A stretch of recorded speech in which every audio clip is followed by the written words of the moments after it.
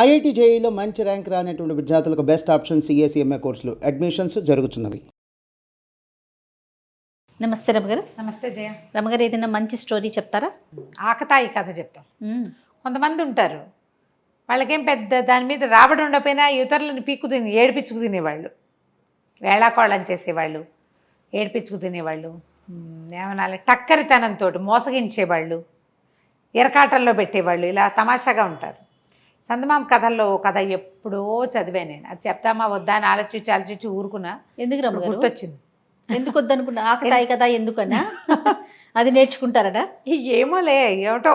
ఇప్పుడు ఏంటంటే మనం ఖలీఫా కథలు చెప్తున్నాము, చైనా జానపద కథలు అలాంటివి చెప్తే ఫ్రాన్స్ జానపద కథలు, మీరు ఇలాంటివి చెప్తారేంటి? అలాంటి భావాలు వస్తున్నాయి. కథలు వెతకలేక చచ్చిపోతున్నాను నేను. కథల్లో కూడా ఇలాంటి భావాలు ఉంటాయి. భావాలకి తక్కువే ఉండదు, మనకి చాలా ఉంటాయి. కథ కాదా ఇంపార్టెంట్? కథ ఒకటే ఎందుకు అవుతుంది జయ? అట్లా అంటే పలానా స్టోరీలే చెప్పాలని అలా గిరిగీసుకుని కూర్చుంటే ఇన్ని స్టోరీలు ఎలా చెప్పగలుగుతామండి? కొన్ని వేల స్టోరీస్ కదా. అవన్నీ ప్రశ్నలు మీరు వేయకూడదు, మేము ఇలాగే అంటాం. అంతేనా? మేమంతే. ఏదైనా చెప్పగానే మీరు గాజులు వేసుకోలేదు, మీ మెళ్ళలో మంగళసూత్రాలు ఉన్నాయా, బొట్టు పెట్టుకోలేదు, వాళ్ళు మేకప్ చేసుకున్నారు ఎందుకు, అలాంటివి అడుగుతారు. అంటే అలా ఒక ఉద్రేకం వస్తుంది. మరి అలాంటప్పుడు మీరు ఇలాంటి పిచ్చి పిచ్చి వేరే కథలు చెప్పవకండి. అలాంటివి కూడా వచ్చినా సరే ఇంకా కథలు లేవు, నాకు దొరికింది కథ చెప్తా అంతే.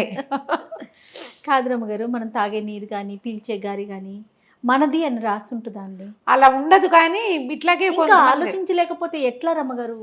ఫార్వర్డ్గా ఆలోచించొద్దా కదా? మంచి విషయమా పోనీ, అది వినటం వల్ల మనకు సంతోషం వచ్చిందా, దానివల్ల మోరల్ తీసుకోండి, తీసుకోకపోనివ్వండి, మోరల్స్ పక్కన పెట్టు, కాలక్షేపం ఒక మంచి విషయం కదా. దాంట్లో కూడా ఇలా రూల్స్ అండ్ రెగ్యులేషన్స్ పెట్టుకుంటే చేసే వాళ్ళకి చెప్పే వాళ్ళకి చాలా ఇబ్బంది ఉంటుందండి. కష్టమే కొంచెం. అప్పుడప్పుడు కాస్త నేను దీన్ని ఫేస్ చేస్తున్నాను. నాకు పర్సనల్ మెసేజెస్ వచ్చేస్తుంటాయి, మీరు ఇలాంటివి చెప్పకండి, ఫలానా స్టోరీసే చెప్పాలి. సరే, టిల్ అనేవాడు ఒకటి పేరు. ఇదేంటంటే మన దగ్గర ఒక కెమెరామెన్ ఉన్నాడండి, టిల్లు. మన డీజే టిల్లు ఉన్నాడు కదా, అలాగా. ఈ టిల్ ఏంటంటే జర్మనీ కథ. ఇది ఒక పేద సామాన్య కుటుంబంలో పుట్టాడు. చిన్నప్పటి నుంచి చిలిపివాడు, ఏదో ఒక కొంటె పని చేసేవాడు, అల్లరి చేసేవాడు. ఎవరి పైనుంచి దూకుతారో వాళ్ళకి అదేదో దొరుకుతుందని పిల్లల మధ్య పందాలు పెట్టి వాడు మాత్రం దూకేవాడు కాదు, అందరు దూకేవాళ్ళు. చిన్నప్పుడు ఒకటి చెప్తుండేవాళ్ళు, ముక్కు కొక్కితే ఆంజనేయ స్వామి కనిపిస్తాడు. అందరి పిల్లలందరికీ ముక్కు మీద పుళ్ళే 108 సార్లు కోకాలి. తర్వాత ఏమవుతుంది, ముక్కు మీద ఇక్కడ దూలం మీద పల్చగా ఉంటుంది కదా స్కిన్, అందరి పిల్లలకి ముక్కు మీద పుళ్ళు ఉండేవి. అసలు ఎవడు చెప్పాడో వాడు చచ్చినా కొక్కునేవాడు కాదు. వీడు కూడా అలాంటి వాడు అన్నమాట. అయితే ఇదేంటంటే పాపం తండ్రి చనిపోయాడు. వాళ్ళమ్మ ఇంట్లో ఉన్నవి మన్నవి అవి ఇవి పెట్టి ఎటాగొట్టా సంసారం నడిపింది. ఓ రోజు కూర్చుని ఏడుస్తూ కూర్చుంది. నువ్వు ఎందుకు పనికిరావురా, ఏం పని చేయవు, నీకు ఆటకాయతనము ఆటకాయతనము అల్లరి కొంటెతనము తప్ప, సోమరిపోతువు నువ్వు, 10 రూపాయలు తేలేవు, 10 రోజులు అన్నం గడపలేవు, మీ నాన్న సంపాదించి పెట్టింది తినేసాం, ఆయన కొనిపెట్టినవి మింగేసాం, అన్నీ అయిపోయినాయి, నువ్వు నేను మిగిలాం, ఈ పూరు గుడిసె ఒకటి ఉంది మనకి అనేసరికల్లా అమ్మాట ఏడబాకే, నీకేం కావాలి, డబ్బులే కదా, తిండి అంతేగా, నేను చూస్తాలే అన్నాడు. వీళ్ళు ఊరిలో ఒక ఊరికి చివరగా ఉన్నారు. ఆ ఊర్లో రెండో చివరి వైపుకి ఉన్నటువంటి ఒక బజార్లలో పెద్ద పెద్ద రొట్టెల దుకాణాలు అవి ఉన్నాయి. వీడు మంచి పైలా పచ్చీస్గా కొట్లోకి వెళ్ళాడు. సాధారణంగా బిక్కుబిక్కుమంటూ బిక్కమొహాలు పెట్టుకుని ఉన్న వాళ్ళని చూస్తే జనాలు పసిగడతారు. కాన్ఫిడెంట్గా ఉండేవాడిని చూసి జబర్దస్త్గా లోపలికి వచ్చినవాడు, చేతులు ఆడిచ్చేసేవాడు, చకచక తలకాయ అటు ఇటు తిప్పేవాడుని నమ్ముతారు. అవును, కాన్ఫిడెన్స్ కావాలి జనాలకి. వాడి దగ్గర డబ్బులు ఉన్నాయో లేదో కాదు ముందు కావాల్సింది.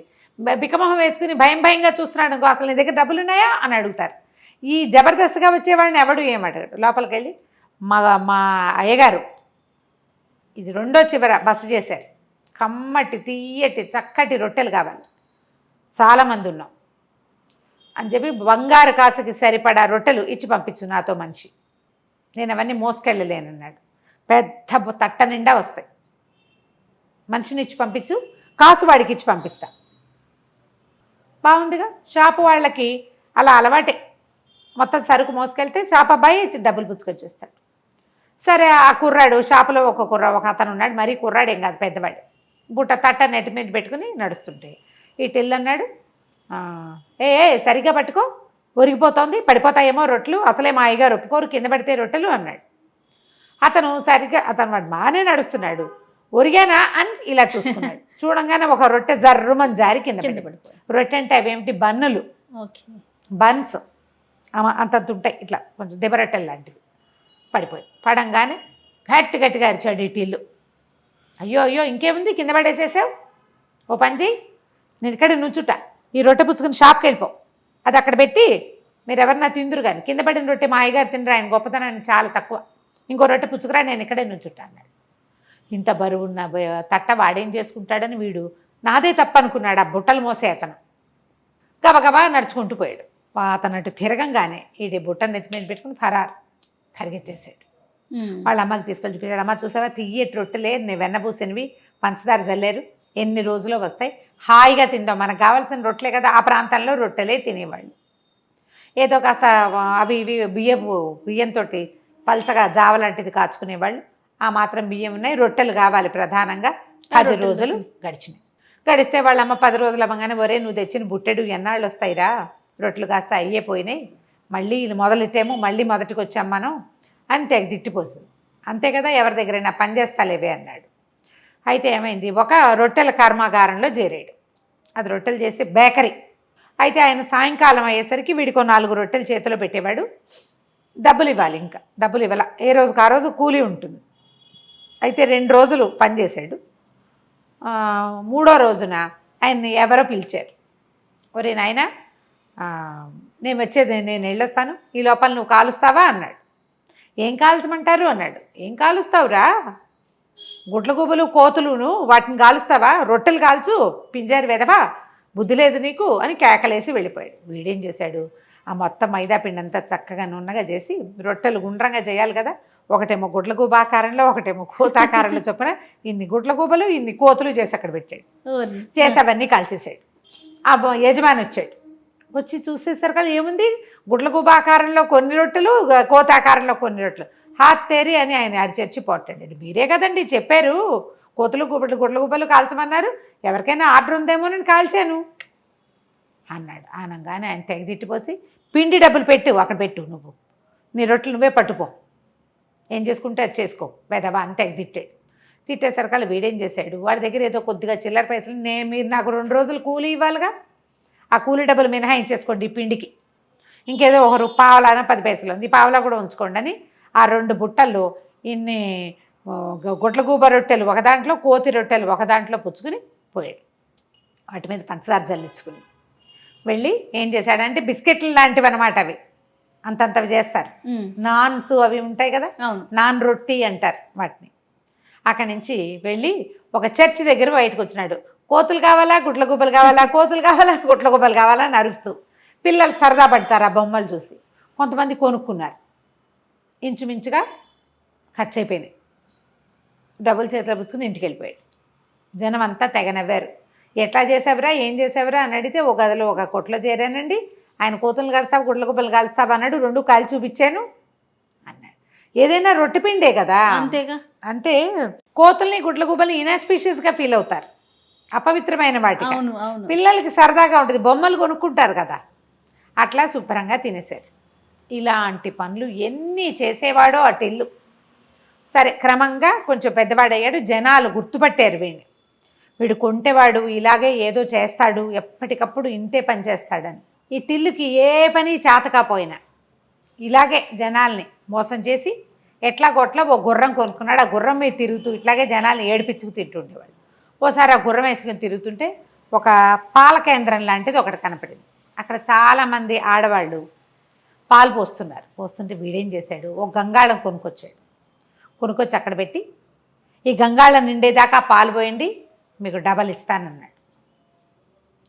వచ్చిన ప్రతి వాళ్ళు గంగాళం నిండా పాలు పోసేశారు. పాలు పోసేసాక ఇతను అన్నాడు, వచ్చే వారం వచ్చి డబ్బులు తీసుకెళ్ళండి అనేసరికి వాళ్ళంతా పోట్టాడారు. డబ్బులు కావాలి. అయితే మీ పాలు మీరు పట్టుకోండి. ఎవరి పాలు వాళ్ళు పట్టుకుపోవాలంటే లైన్గా ట్యాప్ కింద నిలబడ్డట్టు ఎందుకు నిలబడతారు, జనాలు తొక్కిసలాటై సగం పాలు కిందే పోయినాయి. అయ్యో, అక్కడంతా జనాలు చుట్టూతా చేరి సరదా చూస్తున్న వాళ్ళంతా చూస్తూ ఉండగానే ఇటిల్లు కాస్తా వెళ్ళిపోయాడు. ఇట్లాంటి పనులు చేసేవాడు అనమాట. అయితే ఏమైంది, క్రమంగా అలా ఇలాంటి పనులే చేస్తుండేవాడు. అయితే కొన్ని రోజులకి ఏమైంది, ఏమి డబ్బులు మిగల్లా అతని దగ్గర. వాళ్ళ అమ్మాయి చచ్చిపోయింది, ఈ గుర్రం ఒకటే ఉంది. గుర్రాన్ని అమ్మేయాలనుకున్నాడు. గుర్రాన్నేమో అమ్మడం ఇష్టం లేదు, అమ్మపోతే బండి నడిచేలాగా లేదు. అక్కడి నుంచి ఏం చేశాడు, ఆలోచిద్దామని ఒక కొట్టంలో గుర్రాన్ని కట్టేశాడు. కట్టేసి బయట బోర్డు రాసి పెట్టాడు. నా దగ్గర ఒక అత్యద్భుతమైన గుర్రం ఉంది, తలుండే చోట తోక, తోకుండే చోట తల ఉన్నాయి. దానికి తల ఉండాల్సిన చోట తోక ఉంది, తోక ఉండాల్సిన చోట తల ఉంది. బ్రహ్మాండంగా పరిగెడుతుంది, మామూలుది కాదు అది. చూడదలుచుకున్న వాళ్ళు తలా ఒక రాకాసు ఇవ్వండి అని పెట్టాడు. గుర్రం కనపట్ల, అందరు సందులో నుంచి చూస్తున్నారు, కనిపించట్లే. అదంతా పకడ్బందీగా కట్టేస్తుంది. సరే ఏముంది, జనాలు ఒక రాకాసే కదా, బోళ్ళంతమంది రాకాసులు ఇచ్చారు, జేబులు నిండిపోయినాయి. టడా ఆయన పెద్ద మ్యూజిక్ పెట్టి ఆ గుర్రాన్ని బయటికి తీసుకొచ్చాడు. చూస్తే అందరూ ఇదేంటి మామూలుగానే ఉంది కదా అన్నారు. మెళ్ళో కట్టి ఉండాల్సిన తాడుని తోక దగ్గర కట్టాడు. చూసుకోండి వింత గుర్రం. జనాలంతా పగలబడి నవ్వారు. రాకాసులు ఇచ్చిన వాళ్ళు కాసు కోసం ఏం పోట్లాడతారు, అదే కదా. కొన్నాళ్ళకి డబ్బులు వచ్చేసినాయి. ఇలా ఎన్ని కోతి పనులు చేసేవాడు. ఒకసారి ఏమైంది, ఇతను ఒక నగరంలో నుంచి లోపలికి వెళ్తుంటే ఒక 12 మంది బిచ్చగాళ్ళు కూర్చున్నారు. వాళ్ళు పాపం చాలా బాధపడుతుంటారు. బిచ్చగాళ్ళు అంటే ఏంటి, గుడ్డివాళ్ళు, అందరూ గుడ్డివాళ్ళే. వాళ్ళు ఎవరో ఒకళ్ళ సహాయంతో అక్కడికి వచ్చి కూర్చుంటారు, సాయంకాలం మెల్లిగా వెళ్ళిపోతారు. ఈయన అన్నాడు వాళ్ళ దగ్గరికి, నేను మీ అందరికీ తలా ఒక బంగారు కాసు ఇస్తా. 12 మందికి 12 కాసులు. చక్కగా ఊళ్ళో సత్రం ఉంది కదా, వాళ్ళ ఒక వారం రోజుల పాటు మీరు హాయిగా తిని పడుకుని విశ్రాంతి తీసుకోండి. అంటే బాబాయ్ నువ్వు ఎంత గొప్పవాడివి, ఎంత దానపరుడివి అని వాళ్ళంతా సంతోషించారు. ఒట్టిగా వెళ్ళి అక్కడ పడుకుంటామంటే ఆయన ఒప్పుకోడు. బంగారు కాసులు ఉన్నాయి కదా, సరే ఇదిగోండి 12 కాసులు అన్నాడు. ఈ 12 మంది ఏమనుకున్నారు, తమలో ఎవరో ఒకడా 12 కాసులు తీసుకున్నారనుకున్నారు. ఎవ్వరికీ ఇవ్వలే అతను, ఇవ్వకుండా వెళ్ళిపోయాడు.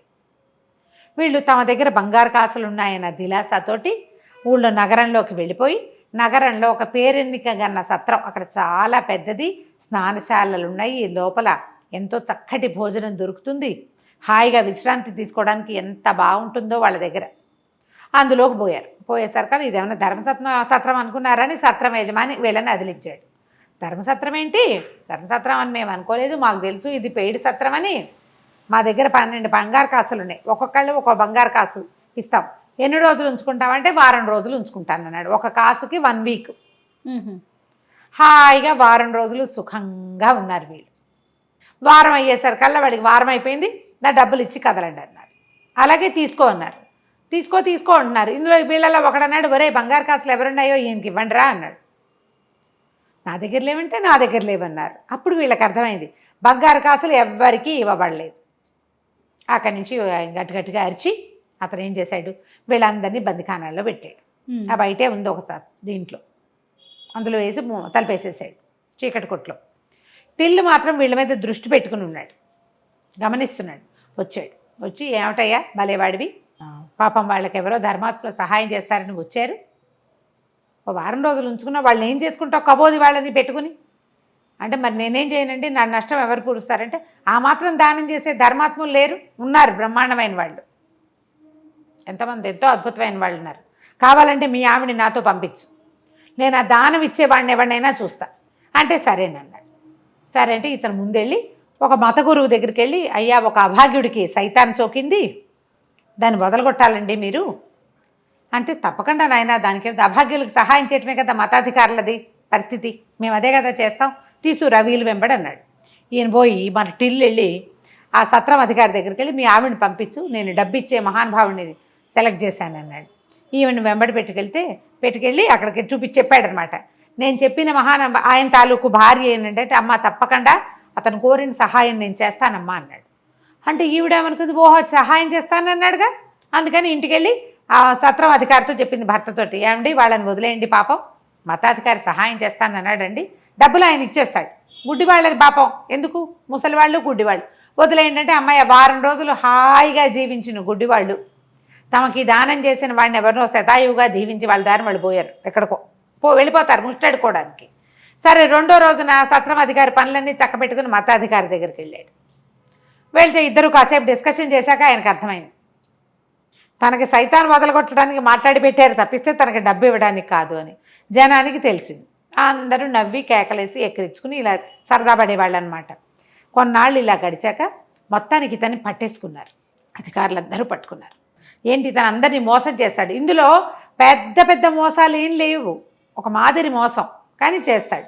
పట్టుకున్నాక ఏం చేశారు, టిల్లుని ఉరిదీస్తామన్నారు. శిక్షలు పడ్డాయి. ఇలా మోసం చేసిన వాళ్ళకి ఉరి శిక్ష ఉంది ఆ ఊళ్ళో.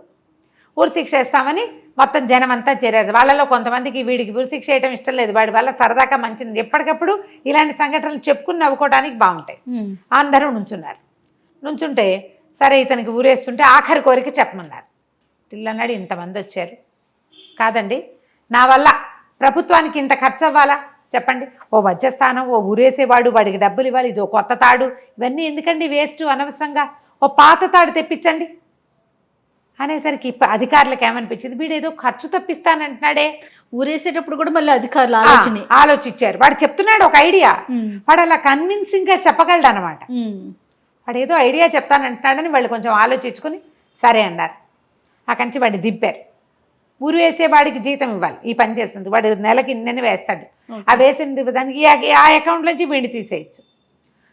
కొత్త తాడు కూడా వేస్ట్ అవ్వదు. తాడు తీసి పక్క పెట్టి ఓ తాడు తెప్పించారు, కిందకి దింపారు, ఆ తాడు చేతికి ఇచ్చారు. సరే అన్నారు. అనేసరికి అలాగేనండి, నాకు అవకాశం ఉన్నప్పుడు చేయి తీరిగిన అయినప్పుడు ఈ పాతోడితోటే ఊరేసుకుంటారని జంపు. అలా పారిపోయేవాడు అనమాట. ఆఖరికి అతను చనిపోయేటప్పుడు కూడా ఈ రాజ్యం నాకెంతో మేలు చేసింది, నా మొత్తం యావదాస్తి రాజ్యానికి రాస్తున్నాను అని వీలునామా రాసి చచ్చిపోయాడు. సూపర్. రాజ్యానికే తన డబ్బంతా ఇస్తానన్నాడు, ఇంతమందిని మోసం చేశాడు, వాడి దగ్గర కోట్లు ఉంటాయని సకల రాజమర్యాదలతోటి అతనికి అంత్యక్రియలు చేసి ఆయనకు పెద్ద సమాధి కూడా కట్టారు. అవన్నీ అయిన తర్వాత ఆయన బాక్సులు ఓపెన్ చేస్తే అందులో కంకర రాళ్ళు ఉన్నాయట. చనిపోయేటప్పుడు కూడా తమాషానే, ఆకతాయితనంతో చేశాడు. ఇలా కొంతమంది కనిపిస్తారు. కథలు కొన్ని సరదాగా ఉంటాయి, సరదాగా వినడానికి అంతే బాగుంటుంది. వేరే దేశం వేరే జాతివా అన్న ఆలోచన చేయబోకండి. రైట్. నమస్తే. నమస్తే.